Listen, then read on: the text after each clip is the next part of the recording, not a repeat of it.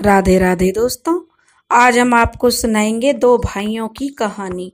अगर आप हमारे चैनल पर नए हैं तो प्लीज हमारे चैनल को लाइक करें, सब्सक्राइब करें और शेयर करें। बहुत समय पहली बात है, एक छोटे से गांव में एक किसान था जिसका नाम राम सिंह था। उसके दो बेटे थे, बड़ा बेटा मोहन और छोटा बेटा सोहन था। दोनों में बचपन में तो बहुत प्रेम था। दोनों भाई साथ साथ बड़े हुए थे क्योंकि दोनों में 2-3 बरस का ही अंतर था। दोनों भाई साथ स्कूल जाते, साथ खाते, साथ खेलते। लेकिन जैसे जैसे दोनों बड़े होने लगे, दोनों का प्रेम कम होने लगा। अब दोनों भाई विवाह योग्य हो गए थे। अब जो किसान था उसने अपने दोनों बेटों का विवाह कर दिया। विवाह के बाद दोनों भाइयों में तो बनती ही नहीं थी, जो देवरानी जिठानी आई उनमें भी नहीं बनती थी। इस कारण विवाह के बाद जो थोड़ा बहुत प्रेम था वह भी नहीं रहा। बस जो है दोनों औपचारिकता पूरी करने रहते। दोनों के माता पिता बड़े दुखी होते। किसान और उसकी पत्नी यही सोचते कि हमारे दो बेटे हैं, दोनों ही मिलकर नहीं रहते। बेचारे उन दोनों का मेल करवाने की बड़ी कोशिश करते, लेकिन कभी तो उनमें मेल नहीं हो पाता। बड़ा भाई मोहन अधिक स्वार्थी था और उसकी पत्नी भी उससे भी ज्यादा स्वार्थी थी। अब समय ऐसे ही बीत रहा था और एक दिन जो राम सिंह किसान था उसकी मृत्यु हो गई। उसकी मृत्यु के बाद भी दोनों भाई नहीं सुधरे। उसके बाद 6 महीने के बाद ही उसकी माँ भी कुड़ कुड़ कर मर गई कि दोनों भाइयों का कलेश कम नहीं होता था। बेचारी माँ क्या करती, अब पति भी नहीं था जिससे अपने दुख सुख की बात करती। पति के 6 महीने के बाद वह भी चल बसी। अब छोटे भाई को बिल्कुल कुछ भी, जो बड़ा भाई था वह तो प्यार करता ही नहीं था। उसने अपने पिता की संपत्ति भी सारी हड़प ली क्योंकि वह बहुत चालाक और स्वार्थी था। इस प्रकार बड़े भाई मोहन के पास बहुत अधिक संपत्ति हो गई और छोटे भाई के पास कुछ भी नहीं था, इसलिए वह बहुत गरीब था। जो कुछ पैर तक संपत्ति मोहन ने ले ली थी उसे छोटे सोहन से दगाबाजी करके उससे वह काफी कमा कर अमीर बन चुका था। छोटे भाई के पास खाने के भी लाले थे। उसके पास खेत का एक छोटा सा टुकड़ा भी नहीं था जिसमें वह कुछ अनाज या सब्जी कुछ भी उपजा ले, अपने खाने के लिए कुछ खेती कर सके। परंतु बड़े भाई ने सब पर कब्जा कर लिया था। बहुत वह बेचारा दूसरे के खेतों में जाता, जो सोहन था, और उनमें मजदूरी करता। छोटे भाई सोहन से दगाबाजी करके उसका भाई तो काफी मजे से रह रहा था। वह बेचारा मजदूरी करता, कभी उसे काम मिलता कभी नहीं मिलता। जिस दिन काम नहीं मिलता उस दिन उसे और उसके परिवार को भूखा रहने की नौबत आ जाती। समय ऐसे ही बीत रहा था। समय के साथ साथ बड़ा भाई अमीर होता गया, किंतु छोटा भाई पूरी तरह से कंगाल हो गया। अब बेचारा बहुत ही गरीब था। अब वह उसके घर में कुछ खाने के लिए भी नहीं था। वह अपने बड़े भाई के पास गया तो बड़े भाई कहने लगा, कौन हो तुम? तुम्हारा चेहरा देखकर लगता है कि तुम्हें मैं नहीं जानता। बड़े भाई के ऐसे बोल सुनकर छोटा भाई और उदास हो गया। मुसीबत में पड़ा हुआ क्या करता। फिर दोबारा हिम्मत करके वह अपने भाई के पास गया और उससे मदद मांगी, लेकिन इस बार भी भाई ने उसे लताड़ दिया, उसका अपमान किया। अब वह बेचारा अपमानित होकर चुपचाप जंगल की तरफ चल दिया। चलते चलते उसे एक बूढ़ा दिखाई दिया। वह बूढ़ा उससे कहने लगा, भाई कौन हो तुम, कहाँ जा रहे हो? तब वह उस बूढ़े से कहने लगा कि मैं बहुत दुखी हूँ, घर में तीज त्योहार आ रहे हैं, मेरे बच्चे एक एक चावल के लिए मोहताज हैं। मैं अपने बड़े भाई के पास मदद के लिए गया, लेकिन उसने भी मुझे धुतकार दिया। उसने मुझे टका सा जवाब देकर मेरा अपमान करके मुझे भगा दिया। तब से मैं रास्ते में चुपचाप अपना जा रहा हूँ। रास्ते में लकड़ी का भारी गट्ठर लिए उसे एक बुढ़ा मिला। बुढ़े को वह सारी बातें बता रहा था। बुढ़े को उस पर थोड़ी दया आ गई। उसने कहा कि भाई देखो, जो दुख में कोई अपना हो वही अपना होता है। इसलिए बूढ़े ने उससे पूछा कि तुम अपनापन दिखाने वाला अगर कोई मिल जाए दुख में तो समझो वह अपना है। सुख के साथी तो सब हो जाते हैं, लेकिन दुख का साथी कोई नहीं होता।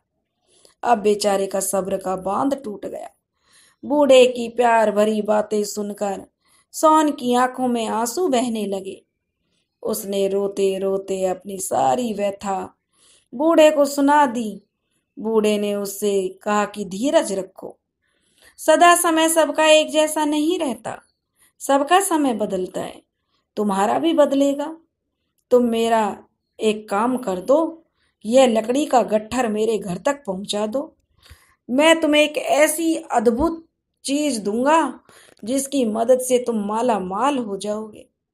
बेचारा छोटा भाई सोहन स्वभाव से बहुत ही दयालु और बहुत ही नेक दिल था, और वह बूढ़े से अपनेपन की बात भी उससे की थी। बूढ़े ने उसे अपनापन दिखाया था, इसलिए उसे बूढ़े से हमदर्दी हो गई। उसने लकड़ी का गट्ठर अपने सिर पर उठाया और बूढ़े के पीछे पीछे चल दिया। घर पहुंचकर बूढ़े ने उसे अपने घर पर बैठाया, पानी पिलाया और उसे कुछ मालपुए दिए और कहा, बेटा इन मालपुओं को लेकर तुम मंदिर के पीछे जो जंगल है वहां जाओ। वहां पर एक बिल है जिसमें बहुत से बौने रहते हैं। उन बौनों को ये मालपुए बहुत पसंद है। वे किसी भी कीमत पर इसे हासिल करना चाहेंगे। तुम उस समय इसके बदले में धन दौलत ना मांगकर पत्थर की एक चक्की मांग लेना, जो उन बौनों की सबसे खास चीज है। बाद में तुम्हें उस चक्की की करामातें खुद ही मालूम हो जाएंगी। बूढ़े के हाथ से मालपुआ लेकर और उससे हाथ जोड़कर नमस्कार करके सोहन वहां से चल दिया। अब वह चलते चलते मंदिर के पीछे वाले जंगल में पहुंच गया। वहां जाकर उसने चारों ओर नजर घुमाई तो एक जगह उसे एक बिल दिखाई दिया, जिसमें से अंगूठे के आकार के बहुत सारे बौने भीतर बाहर आ रहे थे। सोहन उन बौनों के पास पहुंचा तो वे डर कर इधर उधर भागने लगे। तभी एक बौने की नजर उसके हाथ में रखे हुए मालपुए पर गई। मालपुआ देखते हुए बौना चिल्लाकर अपने साथियों से कहने लगा, देखो भाइयों, उसके हाथ में मालपुआ है। फिर वह सोहन से विनती करते हुए बोला, भाई साहब कृपया करके यह मालपुआ हमें दे दो। इसके बदले में हम तुम्हें बहुत से हीरे जवाहरात देंगे। लेकिन सोहन को बूढ़े की बात याद थी। उसने मालपुए के बदले में पत्थर की चक्की मांगी। तो बौने पहले तो चक्की देने में आनाकानी करने लगे, लेकिन सोहन ने कहा कि मुझे चाहिए तो चक्की ही चाहिए। बौनों ने उसे बहुत लालच दिया, लेकिन सोहन अपनी बात पर अड़ा रहा। जब वह नहीं माना तो बौने चक्की देने को राजी हो गई। चक्की देते हुए बौने को जो राजा था बौनों का, वह सोहन से कहने लगा, देखो भाई, यह हमारे राज्य की सबसे अमूल्य चीज है। इसका इस्तेमाल सोच समझकर करना। तुम इस चक्की को दाहिनी तरफ घुमाओ कर जो भी चीज मांगोगे वह इसमें से निकलनी शुरू हो जाएगी, और जब तक इसे बाईं तरफ नहीं घुमाओगे तब तक वह चीज निकलती ही रहेगी। जब तुम्हें इस चक्की को बंद करना हो तब तुम इसे बाईं तरफ घुमाने लगना, तब इसमें से निकलने वाली वस्तु निकलनी बंद हो जाएगी। सोहन पत्थर की चक्की लेकर अपने घर आ गया। उसकी पत्नी अपने पति के इंतजार में भूखी प्यासी बैठी हुई थी।